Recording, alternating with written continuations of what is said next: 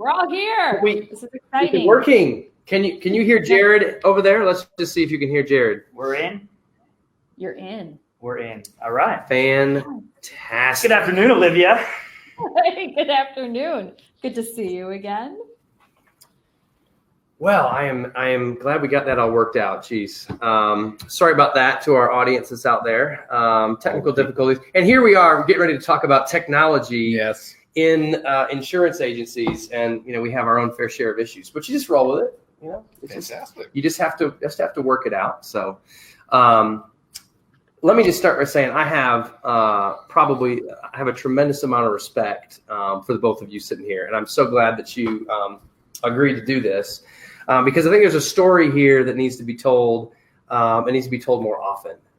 And that really is moving sort of a traditional agency into one that's focused and working with productively technology.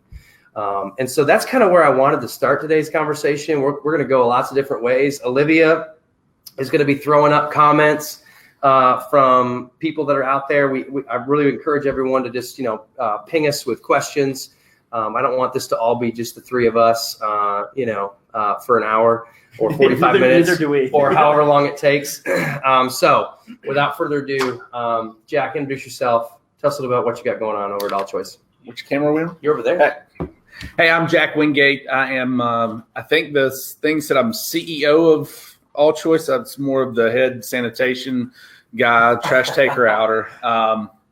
Started the agency in 2004, so we had 15 years. And then, of course, Jared, you want to introduce yourself? Yeah, I'm Jared Bellman. I've been with ALLCHOICE since January 2nd. So I'm a managing partner of the Hendersonville agency. So ALLCHOICE goes from mountain to seas in North Carolina. So we kind of, we have an agency in Hendersonville, Clemens, Greensboro, and Wilmington. So, but it sounds big, but we're really not big. We're pretty lean when it comes to people. But yeah. And have you always been lean as it comes to people? I mean, tell me about that evolution a little bit. Yeah, so when we started, it was literally just me and a partner. So it was traditional. Yeah. We started with zero premium and quickly realized after about literally 2 months, we came from Farm Bureau, so everything was paper files. Okay. So carbon copy.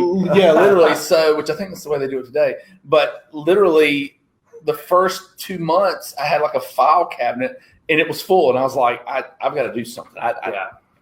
I'm not going to rent space for files. And so at that point in time, we started our trip down technology lane and got an agency management system. Wow, it was earth shattering at the time. This was what year? 04. Okay. Yeah, so like literally, I think it was 2 months in, we went with an AMS and decided to go paperless. Yeah. We're still probably Dunder Mifflin's best client to this day. So yeah, we started that, and then at that point in time, I think about 2 months later, we hired someone to our first CSR, and kind of that just kind of escalated from there. But literally, though, we've always run lean. I've never had a lot of staff. One, because it couldn't afford it. Right. It was like, how many hours in the day can I work, and then can I pay someone to work a little bit? That's basically how it was. So yeah. So fast forward to today. I've heard it called hub and spoke type model. I've heard it called lots of different things. We've got kind of a central agency, and you've got some satellite agencies. Tell me about that setup. Yeah, so early on, I realized in going around and meeting different agencies that there's a problem in our channel, in the independent agent channel, that there's a lot of people that know how to sell, right? But they don't have a lot of back office, and so I built out back office support. And I feel like now, when the opportunity presented itself about a year ago, literally around this time, with Jared, it was, hey, I want you to be able to do what you do in your community and just worry about having to do the things that you're good at, and I'll take care of the back office. So when we say hub and spoke, it's literally, we're here taking care of the stuff that no one likes to do, and you go do and be the best that you can be. And that's I mean, for lack of a better term, it really is empowering for a producer to not have to cross every T, dot every I, and have a system there that knows, especially in insurance, that mistake is not just being covered by yourself, it's being covered by a team or a process behind you. And that's basically what the hub is. It's the systems and processes that protect us and empower us to do what we do best. Yeah. And what's that evolution been like? I mean, one of the things we've been talking about within this community and others is, you start with an AMS, you start with this, you start with this. I mean, you obviously built out, and we'll get into this later, but built out a really robust automation system at this point in your agency's lifespan. But I mean, talk a little bit about, like, how do you decide, I'm going to push go on this piece? I'm going to push go on this piece. I mean, there's a problem and I want to hit that problem right now, and I'm going to see what can technology do for me? Or tell me about that. It's one of the issues that I hear in our world is I'm buying technology to buy technology. And that, to me, technology is a tool. Yeah. And so when we come across, again, the AMS, the first purchase of the AMS was because I didn't want to have to keep files. So there's the problem. How do I solve it? Yeah. So every iteration of any technology that has come into our agency after that has literally been to solve a problem. Okay. And that's gone into software, like all the software we use. It's not, hey, this looks like a cool piece of technology, let's figure out how to use it in our agency. Right. It's, we've hit a roadblock, or we want this to move faster. And so what can we use to make it move faster or eliminate that obstacle? Yep. And that's how we look at technology. Yeah. We ask ourselves a question more often than not: what's holding us back? What's pausing this? What's slowing us down? Yeah. And then we plug in something that we either already have that we can use more, or something new that solves that problem for us. Yeah. Well said. So let me back up a couple steps though, right? Because I think the hardest part about our industry right now and its evolution to the future is getting comfortable with saying yes to certain pieces of technology. Okay. Mm-hmm. And there may be some agency owners out there and principals that have thought about, okay, how do I do this? But they keep thinking to themselves, man, I have to change everything I'm doing. And Jack, you and I had a chance to sit down a few weeks back. And one of the things you said that I thought was very impactful, and it really hit home with my principal agent, was that it's not a wholesale change. It's everything that you are up to this point plus. Right. So yeah, I think too often we look at technology as some like Terminator, it's like where everything in the world is changing, and I don't think it's the case. It's the way we do things. And we talked about it. I could easily slap a button, a chair, to do exactly what we're doing. I'm just trying to make sure we do it in the most efficient way, in the most repeatable way. Yeah. To make the experience consistent from both the end user, which is the customer, to the team, to me, however that works. So again, when we have some older guys in the room, guys and gals, who this is the way they've always done it, I'm not really changing the way it's always been done. I'm just changing how you accomplish the task. Right. So, and our own internal team goes from the whole spectrum. So it's not like ALLCHOICE is only tech savvy producers. We have producers that are hesitant to use the technology, and so type in all caps. Okay, all right. So it's where for me I'm like, woohoo, let's go. Sometimes it's also okay. Why is this important? How is it important? And we had follow-up questions like, how do I know this is getting done if a computer's doing it? Well, it's really not a computer doing it. It's just your team doing it for you. Right. It just pushes it through the process, and you'll see it go through the process. You don't have to push it yourself. Yeah. And so once you have that mindset, he was like, I get that. Yeah. So it's not just. I don't know that I answered your question. Yeah, I don't think you did. So hit it to me again. I probably got lost on a tangent.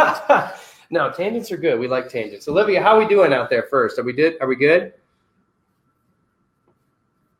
Olivia's frozen. Olivia's frozen or unable to speak. Oh, okay. There we are. Yes. All right. Sorry, I was unmuting. It was very, very slow. No. I think we're doing okay, except I just got a message asking if something was wrong with Facebook Live. But we have people on, so I'm not sure what might be going on. But but I'll.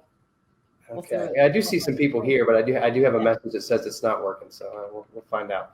Yeah. Yeah, no, I think my question was more, I guess, what would you say, peer-to-peer, let's go peer-to-peer with you specifically. Okay. Mm-hmm. You're agency owner.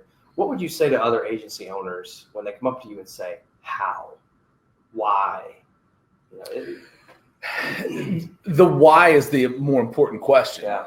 The how is of really not much consequence. We had this discussion yesterday. Okay. It's the why is different for everyone, obviously. But when I started going down the path of this, it was, I feel like in insurance in particular, in our channel, we say this is the way it's always been done. Yeah. So that's how it has to be done versus what experience does the customer want? Okay. So we're way too quick to look at what other insurance agencies are doing from a customer experience standpoint instead of, hey, how is Amazon doing this? Right. How is Kohl's? I don't use just Kohl's just because I went there the other day. I don't know. But, how are the places that we shop outside of insurance doing things? And so from that standpoint, I said, okay, well, I want my customers to understand the workflow, not necessarily the nuts and bolts of it, but they have something that they can expect. They know, hey, if I do this, then this happens. It takes confusion out. Yeah, and I think the Amazons of the world have really raised what I would call the standard of care. Yes. The standard of care that how businesses operate in a digital space, and what care and concern we have to take over their requests and speed and all that stuff matters. Yeah. And so technology just helps us get those things done faster. I mean, we literally could do everything that we do without the technology component if we just wanted to manually do it. Yes. So, I mean, it's no different than, again, if I'm making sure that I send this email to make sure I communicate to this person all the time. I'm sending the same messages all the time. There's no different. I've just automated some of those things to fit our process, to make them repeatable so that the customer, again, knows what to expect. All right. So without getting too in the details, I do want to sort of just walk through so people out there understand what your sales journey looks like. From prospect through customer. How does a person flow through the ALLCHOICE system? Want to pull out Slack? Well, before we even start down there, I think it's important to understand that. We'll talk about where we were last December. Well, yeah, but even before that, it's whatever we say that we're using is of no consequence. No, right. Okay. Whether I'm using the specific technology, is of no consequence. Right. It can be accomplished with a myriad of things. It's the thought process and the why. And so, start with. And even within our own agency, the way I operate with my prospects is different the way that Jack operates with his prospects. Okay. So we have to figure out that sometimes too, where my automation may say slightly different thing than what Jack's does. And then the way I work with the processing team, the way you work with the processing team is different. Mm-hmm. So when we get through a certain point and we're issuing a policy, which is, the end of the sales process, I have to make sure to introduce the sales team. And so those things come in. But to the point, last December, we looked at a sales process and what was it, 4 points, 5 points? It was a 4-step funnel. So a 4-step funnel that we were, I don't even remember what it was. It was probably like, need to contact, working, closing, like decision. It was some other crazy. Right. So you can make up 4 steps. So you think your process is, that's what it was. And we now have 7. Okay. I think so. I think it's 7. Numbers inconsequential. But it goes, in December, we said, where do we start? And so for me, is different than most in our agency, where it's at a networking event, at a community event, where I need to introduce myself or reintroduce myself and get that person I'm meeting into the funnel. Okay. So we created a networking introduction where I literally have the ability to take the business card, punch in the information, and they get a series of emails automated, but with the purpose of getting a coffee or a phone call. So that's fantastic. The purpose is there. Yeah. And I've been doing this for 7 years, right? Yes. I've always gone to networking events, always wanted to get a coffee or a phone call with these people. Yeah. But then I had to go into Outlook and send a specific email to that person. Now it's immediately text and email automated that I just have to leave and start the habit of enter that information in. Boom, the process starts. Yeah. Then we get to the coffee. Then we have to decide where they go next. Yep. So that's step one. Yep. And literally that particular thing came about because I was asking him, where does it get slow? Like where does that go? And actually I think it was, how can I help? How can I help this? And he said, well, man, I feel like I spend a lot of time doing this. And I was like, I can take care of that. Right. So yeah. So the problem didn't come from, hey, we have this automation that we can use. Where can we use it? Right. It came from, man, Jack, I'm meeting people and I just can't get the appointment set. Okay. And so it's like, okay, well, what systems do we have? What technology do we have that can eliminate? What are your speed bumps? Okay. People just don't respond to me. Okay. Well, why are they not responding to you? And then we just go through that whole process. And that's just step one. Yeah.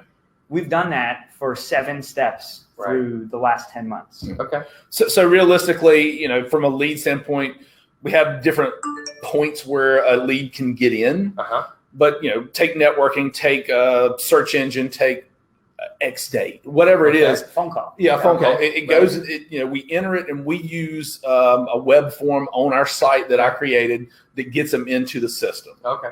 So that triggers the stage that I say. Yep. So most of those outside of the networking start with we go ahead. We've got all the information for the most part that we need. Yep. It's not like I'm having to track it down. So it goes into a working submission preparation stage. Came from a holdup of we're not getting to be able to quote because we don't have all the information. Right, sure. Which is a common problem that we all see. So you use form fills. Yeah. Basic form fills on the web. Yeah. And then you take that information, and the next step of that I know is so as soon as we fill out the web form, and it can be, we have it to where clients can do it. We have it to where we do it internally, whatever it is. It comes in, it actually renders in a PDF email. Okay. From there, that's going to trigger your next step because we've gotten the submission prep. We know what it is. We know that we need to quote it with 1, 2, 3 carriers because it fits this. Yep. So from there, we move it to the next stage, and these were manually. This is probably the most manual. Yeah, it's probably the most manual, but we figured out that all we had was one working stage, and it went from working to proposal being sent. Okay. Which there's a lot that goes on. Yeah. Yes. And what we found, though, the reason we changed that step up probably about 4 months ago was because we had clients going, what's going on? Yeah. Where are we staying? We haven't heard back from you yet. Haven't heard back. Because in today's age, you got to do it right now. Yes. We haven't heard from you in 4 hours. Yeah. Speed to value. Yeah. So as soon as we move it to the second working stage, which is which is out for quote. Yeah, out for quote. So that means that I've either sent it out to our quoting team, or we're just actually quoting the stuff. Right. The client's getting an email saying, "Hey, we've got all your stuff. We're working on it." Yeah. Because what we found was that people, they don't necessarily need it now. They just want to know that someone's working on it. So that's a huge point. Let's just pause right there because, again, knowing a little bit about what you all do, it seemed like you did focus a good amount of attention. And I think, Olivia, Joe has a good question up there. He's saying, how many touch points in your sales process are relationship building versus tech to assist in the process? It's a good question. It's a great question, and I think if I can call it the secret sauce, I think really what you guys are getting into that's good is, hey, ma'am or sir, we're at this point in the process. It's kind of like how many times do we jump in at Christmas time and track our packages? Oh, it's in Lexington, Kentucky. Now it's in Atlanta. Now it's kind of the same concept where I'm just letting the customer know where it is in the process. And that seems to work. It's funny you mentioned that because I literally was trying to find something one night. Have you ever seen Domino's? Whenever you order a pizza, it says, "Hey, it's here," and then it's here, and it's here. Yeah. I was like, "How can I do that?" Now I'm sure it's out there. I just didn't want to pay for it. But that's so. What we did was we wanted to do our communication to answer those questions of where we're at and the number of touches within each stage. Again, not really much consequence, but I think we're through each stage. It's about once every day or so they're getting something. Until they move to the next stage. So, we leave out for quote and then it's proposal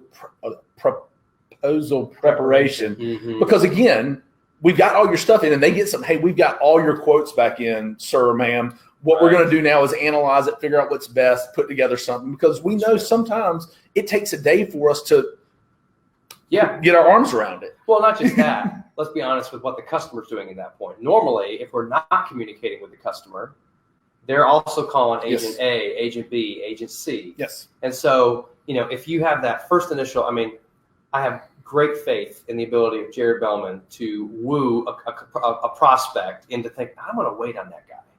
But they're only going to wait for so long. Right. And you don't know what what that time frame is. But if they keep hearing from you, and I would say by and large, Jared's very unique in the way he approaches sales, but I think a lot of producers are that way, where they have this upfront great conversation with a prospect, and then they lose them somewhere because that follow-up's not there. When we have a system, in our system, to Joe's point, is that from the first communication, we can send a welcome email that really isn't a welcome to AllChoice, but it's more like welcome to how we operate, to let them know, hey, this isn't going to happen in 2 seconds, right? This isn't click on Amazon, you have it in 2 days. Right.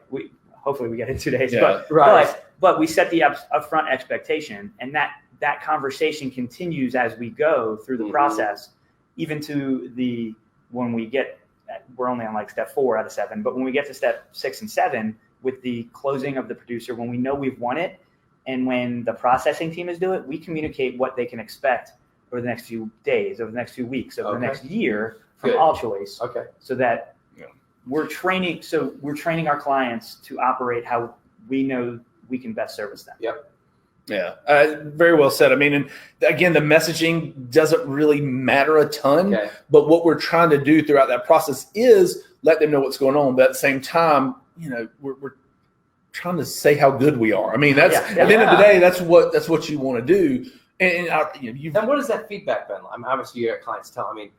I do some video proposal work in my agency. I'm not near as built out as you all, but what is that feedback like? So I don't think it's as much of a, hey, you guys have a great operation, as much as I see less drop balls. I see people being like, thanks for communicating. Just appreciation for us always being on the ball. Yeah. Even though sometimes I feel like I drop a lot of balls, the automation allows it that the consumer doesn't see it as much as they did, say, a year ago when I wasn't using this process. Well, but to that end, when we get to that proposal being sent, we started just using, again, the tools don't matter, but we started with Loom. We've used Soapbox. We've used Go Video by Vidyard. All are great. Really small. Yeah, we really still to this day they all use do them a few things differently. Yeah. And what we found with the videos was we would get feedback that was, hey, I've never seen this before. Yeah. And so then you go, okay, well, why did you start using the videos to begin with? Well, I probably heard it in some channel that we were, some nerd group that we're in. Agency Nation. Yeah. But over the evolution of our agency, it started with a guy or a lady across the table from me. Yeah. And it was, hey, this is what this means. This is what this, there was a relationship. And then we went through a point where it was all web and email. That's very cold. And I think here in the last probably year to 18 months, it's been like, okay, how can we humanize the process more? The digital process. Yeah, because you're going to have people that are stuck in I'm just going to send emails. And if I just send emails back and forth all day long, nothing gets done. Yeah. Whether that's carriers, whether it's with whatever. So it's like, okay, well, how can I be different? So let's throw some video on it. And even now, when we even use a program now that's taken the video proposal system to a whole different level in the way it's presented. Because I love the video. I love the email we were sending. It was a PDF of the email with a video. Yeah. And if someone's on their smartphone, which statistics will say 70%. Right. I think it's high from the data that we see, but I do want it to render well on their phone, on their mobile, whatever the device. Yeah. So that's why we invested in some technology, and to me, that's a game changer because we get to see. And that is called Get Accept. Get Accept, yes. So if anybody wants to look that up, Get Accept. GetAccept.com. It costs you some money, but you can see that, Joe was on page 1. Or Joe never looked at the video part of it. We can tell. And it gives us feedback that says, we can tell that people scroll to the premium. Stay there for 30 seconds. Where they look at page 1 for 6 seconds. So you can see the analytics on where they are in the proposal. And that's the thing. It doesn't matter what you use, right? Get Accept doesn't matter.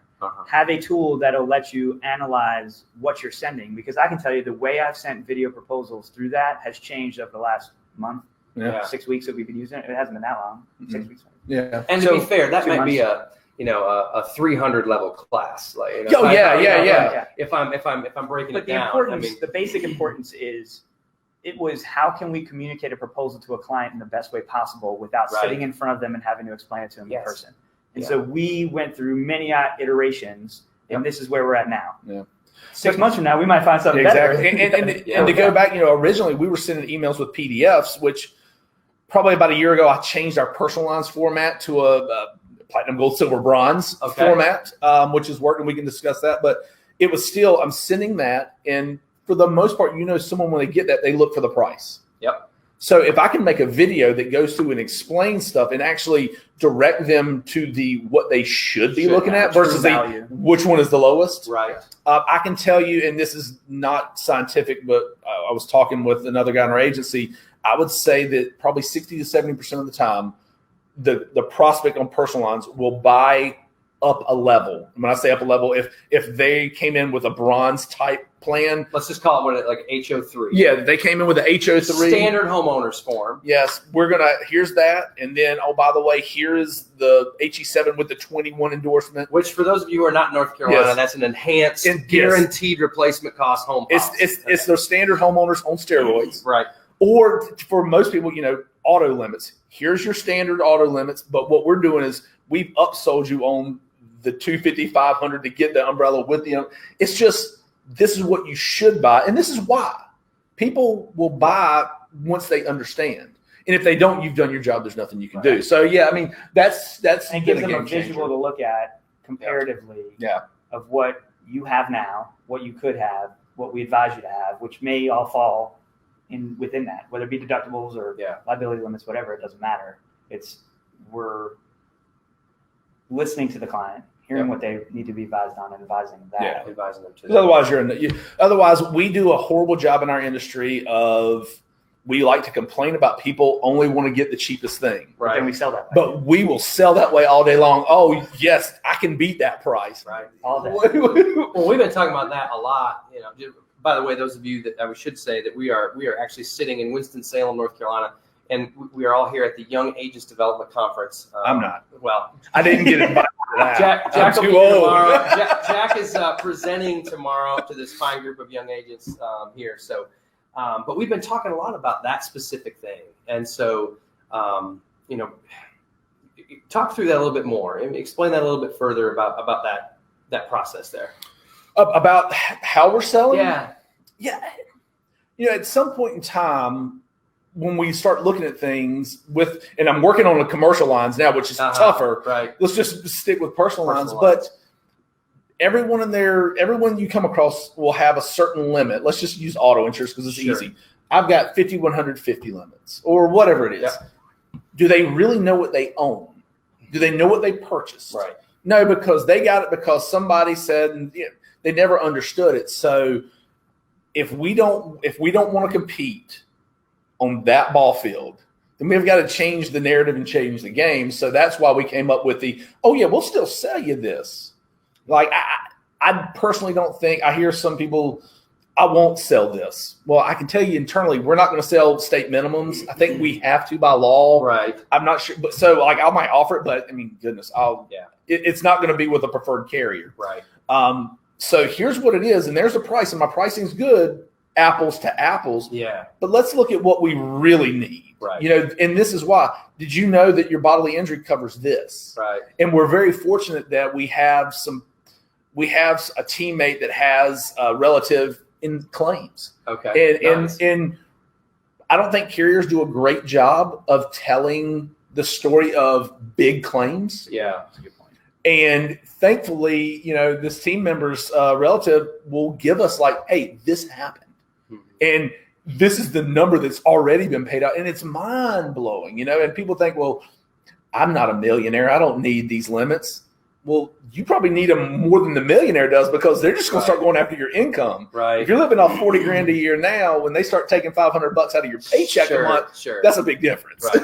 So a lot of education. Yes. So a lot of education. Yep. And that's, I feel like consumers, it's funny because I feel like in what we do too. I say this a lot. Consumers only want to be educated up to the point that they want to be educated. Yeah. Right? They're only going to go so far with you, and so it's hard because when you are presenting a proposal of some sort, it's like, okay, what main topics can I focus on that are going to mean the most to them, and that's going to stick.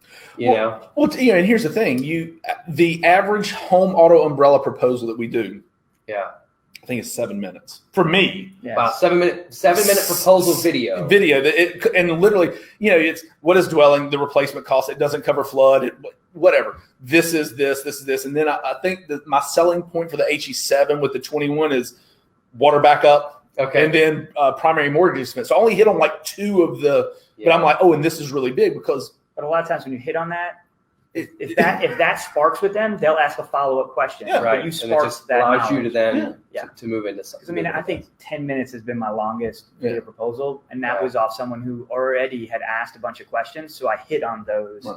Mm-hmm. But I would say 5 to 7 minutes. Yeah. And I wouldn't even, like when we go through the auto side, it's not like, hey, I'm going to explain to you everything that bodily injury means. No. Right. I mean, you really hit I think my go-to is, you're out, you hit someone, you T-bone them, it's your fault. Right. They're a doctor, they can't perform surgery anymore. Right. What's that look like? Right, exactly. Exactly. Is your goal to be 100% digital agency? No, not at all. No. I think that we live in a Hanley says it in the murky water. Is that the brackish water? The brackish water. Shout out to Hanley. Yes, yeah. But I think we live in that sort of in-between world. I want Jared to be in his community. I want the next person that joins our team to be in that community, to be the community. Yeah. I think that local agents are invaluable. Yeah. But at the same time, we know that the average local agent is not going to provide the experience that their clientele demands these days. Expects. And again, I want Jared and whomever else to be able to go do what they do best. Yep. And let us handle the rest. And I commend you for that. I mean, I think a lot of agency owners, it takes them a long time to get to that point, where you're willing to pour resources and invest at honestly a later stage in the lifespan of your agency. I think, when the generation previous to Jared and I got into the business, they did invest. I mean, they had to invest in management systems for the very first time. They had to invest in a lot of different things. They took their risk, and they've been sort of living off that risk up until this point. And so it's incredible to see that someone like yourself is willing to then now it's time to reinvest. It's time to do it all over again because times are changing and it needs to be a focus. The one, I think that in our industry, we have 2 detractors. We have a lot of detractors, but you've got people that have been in the business forever. Yep. And they make a good living and they run good businesses. They care about their clients. And their communities. Yeah. But they're unwilling. I'm going to say a little bit of fear to change because this works. But I mean, I heard someone the other day, I don't like to text my clients. I don't like to text them from my personal phone, but they want to communicate via text these days. And so that side of the equation is we don't want any technology. And then we've got, unfortunately, the younger generation who feels like that all they have to do is sit behind the computer and it's just going to magically happen. Yeah. It doesn't happen. Yeah. So it's kind of like you have to live in that brackish, water in order to be relevant in 5 years. Yep.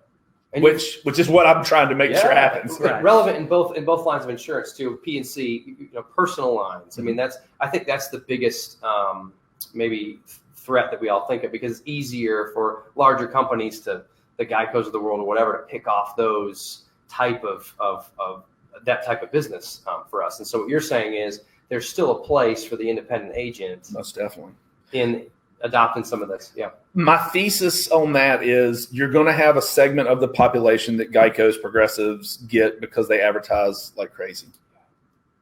But then you have a larger segment of the population, I believe, and I'm banking on, that still needs, for lack of better, they need someone to hold accountable. Yeah. They need someone to yell at. Yes. And we get that. And you're like, why did my premium go up? Right. And, they need that person that they can have a relationship with. And if we're not willing to do that with communicating how they want to communicate, where, when, how, whatever, they're going to find someone that will. And it feels like, I don't know, I'd be curious to see what you think up in your neck of the woods, but it feels like, especially in a town like mine, there is a little bit of momentum behind the local business feel. I want to do business, shop local, that effort's been around a long time. I think it's more of a, people want to know who they're doing business with. Yeah. There's got to be a face. Yeah. Or I think that there's the ability for the small business to use technology the way we do to put a face again on what we do. I mean, I don't have a storefront on Main Street, but I'm on Main Street. Yep. So I go get coffee across the street. People see me, right? Yep. I send out video proposals and they see me. We do, if the email I'm sending is going to be more than 3 sentences, I just click video, record what I was going to say and send it, right? But that's taking that. I'm a local boutique in the community salesperson. Yep. I'm not a on your computer all only, or don't have the digital backing. So we can compete on both fronts. Yep. I think people appreciate that. Yeah. Well, and there's I think you have the millennials. Is that what the young group is now? The youngins, and then you've got like the people that are my parents' age, and assumptions get made on both their behalves that the millennials, they don't value relationships, which I think is completely wrong, because those are some of the most loyal people that I have come around here recently in selling. They're like, thank you for telling me this, because they don't want to be treated like a child. Yep. Like, I'm not telling them what to do. I'm like, this is it. This is the deal. And they're like, thank you. And then the other spectrum is these old people don't like to be communicated with via email. They don't have email. They don't have Facebook. My mom is on Facebook. She's probably watching this at some point in time right now. She's one of our biggest Facebook fans. Yeah. She's yelling at my dad, come over here and watch Jack. Yeah. She's told the whole church about it. Yeah. So when we make assumptions, we really are making an ass out of you and me. Yeah. If we can use that. But I mean, family show. Yes, exactly. Yeah. But I find that I get more feedback from older prospects about videos, because they're like, I'm so happy I got to see who I'm doing business with. Absolutely. We talked on the phone, we sent emails, but now I got to see who you are. Maybe I should swing by the office. Yeah. Like, nobody walks in my office. I got a great story on that. We've been doing video proposals in our agency for a couple of years now. And this was probably 2 or 3 months ago. I did a presentation to a older but well-known CPA in our community who needed some help. Wanted to bring his business more inside the town, and he gave our agency a shot. Now, our agency, very traditional. My father-in-law, who started the agency, great reputation in town, and so he knew him and said, "I want you guys to take a look at it." So he kicks it over to me to take a look at. When I presented him with a video proposal, I mean, it's nothing really different. The product is the same, but I presented him with a video proposal and said, "Just open this PDF up, and this is what we're going to look at." Just like what you're talking about, just a couple of high points, a couple of things. He called me on the phone and said, "Landon, my wife was looking over my shoulder, and she saw your video, and she said, that's our insurance agent. I don't care what it costs. That's who we need to do business with." And then, oh, by the way, he referred me to 2 other people, and all of a sudden, off this one person that caught the video and said, "Man, this is awesome. We've probably written 10, 15,000 in premium just off that one little tiny." But you're really handsome, though. So I mean, that works to your advantage. I don't know about that. Yeah. But no, I just think that does speak to the power of that. Well, and if you think about this, when you go to a restaurant these days, how do you expect great service? No, you're really okay with just adequate. Yeah. Give me my food. Yeah. Unless you take too long. Unless you go to Chick-fil-A, and then it's like, oh my God, they didn't say my pleasure. What is this world coming to? Yes.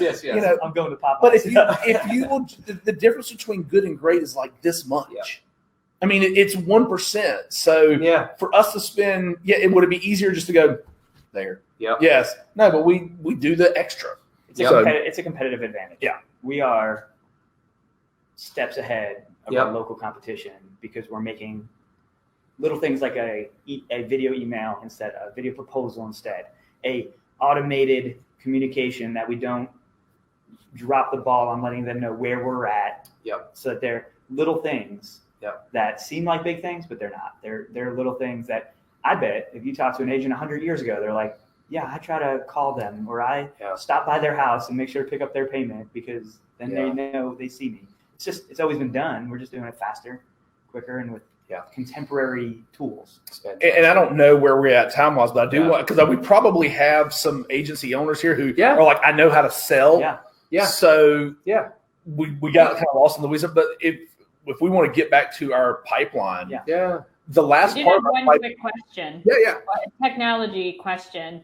What email system do you guys use? Are you Outlook users? Is it something else, or what are you guys using in your agency? Yeah, so we use Office 365. So Microsoft. Realistically, I moved from Google's G Suite 2 years ago because I was about to have to buy a bunch of Microsoft licenses. And so I was like, well, if I'm going to do that, I'll just go to Office 365. So both of those are great products. Yeah. I don't host anything internally. Okay. And that functions the same for you, whether you're in the office or on the go. So mobily or in the office, you're good. Okay. Yeah. Yes. Now I will say that the communication that we're talking about within the pipeline is not being generated out of Outlook. We use a piece of technology that actually has all the automations in it that's sending those. But it comes from that email. Yeah, it comes from that email. If they reply to it, it comes back to our Outlook. Yeah. So what are you using to auto send those emails? And if you covered this before, I'm sorry. No. So, and again, it doesn't matter. It doesn't matter. We use Infusionsoft. Okay. There's HubSpot. Throw it at some. Any of those CRMs. Okay. Yeah. So it's just a regular CRM. I like Infusionsoft for what we're about to talk about because we've moved from just the sales component to actually processes running our business. Okay. So I was intentionally segueing for you. Yeah. That was a great question, Olivia. That's why you get paid the big bucks. That's right. So I think we left off at proposal being sent. So quote sent. What's the big challenge? Proposal sent. Yeah, proposal sent. So what's the big challenge? Most of the time, it's following up. Yep. Hey, did you get it? Did you get it? Did you get it? So hopefully we put Jared in position and whoever else in position where they've got a bunch going on, so they literally can't sit around and go, where was that? So our system's following up with them. And I think it's about the third or fourth touch we will actually get someone say, oh yeah, I'm just looking at it. Yeah. I got this. I'll get to you this weekend. And that's coming back. They're getting text messages, emails, what have you. So once they say, yes, they've got it, then we move it to what we call producer closing. And that's just another stage. And what it's doing there is we're really going to hit hard with messaging about why you should do business with us. Got it. That's where we close. Yeah, that's where we close it. Yeah. And realistically, man, we don't close anymore. People don't close. They close themselves. Yeah. Or we've closed because they started at the beginning of our process. Yeah. And we've won the business going through our process. We've earned that right throughout the process. So we go to producer closing, and this is where we had a time thing come into to play. We didn't know what was going on there. There was not a smooth handoff of what would happen next. Well, sometimes it's I need time. Mm-hmm. Yeah. Sometimes it's, hey, yes, let's look at I have questions. Let's make some changes. Yeah. Sometimes it's we haven't heard from them in a week. Right. So it's just we're hanging on. Yeah. So that's where we really hit. There's so many different situations that come into play there. Yeah. And realistically, I was working on this, but when we brought Jared on, it expedited my timeline. Uh-huh. And instead of starting where probably the best money would have been spent on the renewal side of it, I wanted to make sure he would be successful. So we started on the sales part of it. And I think at some point in time, I said, what is bogging you down in the sales process? He's like, man, once I get something, I've got to get applications signed and blah, blah, blah. And I said, we can fix that. Yeah. So what I wanted my producers to be able to do, I think it's 4 things. Get a yes. Number 1, effective date, which option you're going with. And then the 4th thing is do you need an FS1 immediately? Yeah. Or you need a COI. Yeah. You need your ID card. So literally we have a web form, and as soon as they get that yes and they get those things, they fill it out, they're done with it. Yeah. It goes to the team, and then at that point in time, there's a handoff automatically that from the team that's, hey, this is AJ, and I'm going to be doing this, and we're going to review your stuff. It just this is what you can expect from the processing team. Yeah. Now that Jared's handed you off, we want to make sure you get the same continued quality experience from us also. Yes. And that actual stage is now called processor closing. Okay. Because he was getting emails, who's AJ? Yeah. Because we did a horrible job of handing it off. Of handing it off. Yeah. This is who this person is. Yeah. And so we do we hand it off. I work with Jared. Why is it AJ guy? Yeah. Exactly. Interesting. Or even people that like I know in the community a long time, they're like, I don't want AJ taking this business from you. Oh, okay. Please send it to AJ. It helps us all. So realistically, I think up these stages, and then he shoots holes in them. Yeah.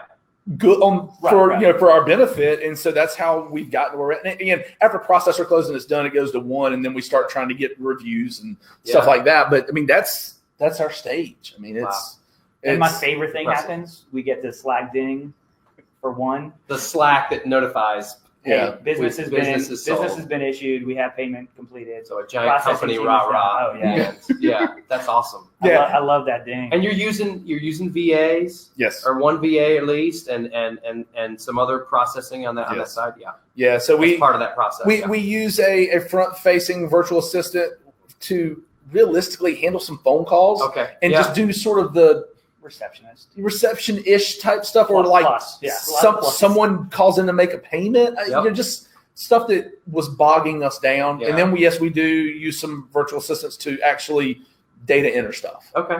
But again, kind of like we've discussed before, the who I'm using doesn't matter. It can be Susie, that's been in your agency forever, can be plugged into that seat. Right. I'm just making it to where every time they do something, it's the same. Well, and it's also whoever's doing the job, that's their best use at that point. Yeah. So making sure an application gets a signature is not the best when I could be out getting a new information to new quote. Yeah. Got it. Olivia, we got like 5 left. What's everybody saying out there? Anything? Sorry, the unmute button on my computer is super slow.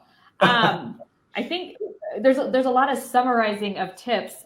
Joe is hoping that you will come up with the Domino's pizza type experience for the insurance policy process. You could make some money if you can come up with that.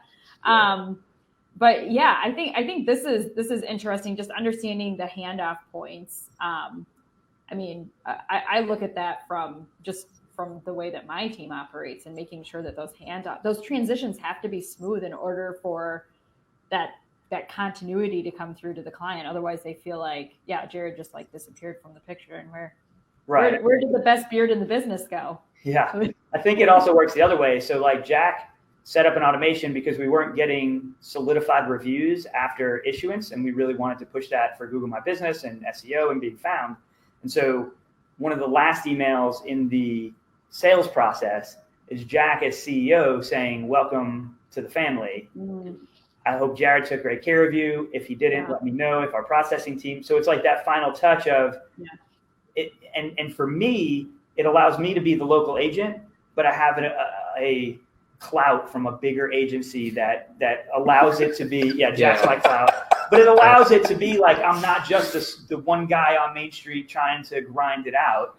We're more, AllChoice is bigger than that. And we have a process, and even kicking it to the processing team, people that I've known for years are like, so you finally have help. Like, that's good. Or and that's people like being part of a big thing like that. And they feel that experience helps. So it's not just passing off, but it's the follow-up from other team members that they're cared for. We're all as humans, I think, drawn to excellence at whatever level. I think, we want to be associated. We want to do business with. We want to travel to all the places that make us feel, man, these people got it figured out. Yeah. And so I think a consistent focus on that, on every process within the business. I mean, you have to take it in bite-sized chunks. Obviously, you can't. That's the hardest part of staying focused on what I'm dealing with right now. Because you think, man, I just did this process for this, and but it would really work well on this side of the house, But you have to sort of stay. And I think it's important. We've talked about sales in new business.